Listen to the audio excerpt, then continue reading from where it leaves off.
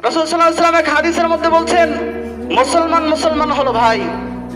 আজকে আমার এক মায়ের গর্ভে যদি আমরা দুই ভাই জন্ম নিই, আমার এক ভাইয়ের পরে যদি কেউ হাত তোলে, আমার কি অবস্থা আছে আমি সেটা দেখি না।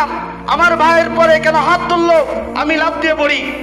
কিন্তু রাসূল সাল্লাল্লাহু আলাইহি ওয়াসাল্লাম স্বীকৃতি দিয়ে গেছেন, মুসলমান মুসলমান ভাই।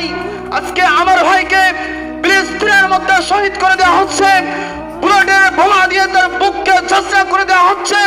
আজকে আমার ভাইকে, নাবালিক শিশুকে আজকে হত্যা করা হচ্ছে। ছোট ছোট বাচ্চারা খাবার না পেয়ে ঘাস খেয়ে, গাছের পাতা খেয়ে জীবন ধারণ করতেছে। মুসলমান ভাই, আমিও মুসলমান, তারাও মুসলমান, তাদের কোনো জানের নিরাপত্তা নাই, মালের কোনো নিরাপত্তা নাই। আজকে আমরা মুসলমান হয়েছি, আমরা তাদের পাশে দাঁড়াইতে পারি নাই। আজকে আমরা মুসলমান হয়েছি, আর এক মুসলমানের উপর নির্যাতন করা হচ্ছে, নিপীড়ন করা হচ্ছে, ইসলামের উপর আঘাত আনা হচ্ছে।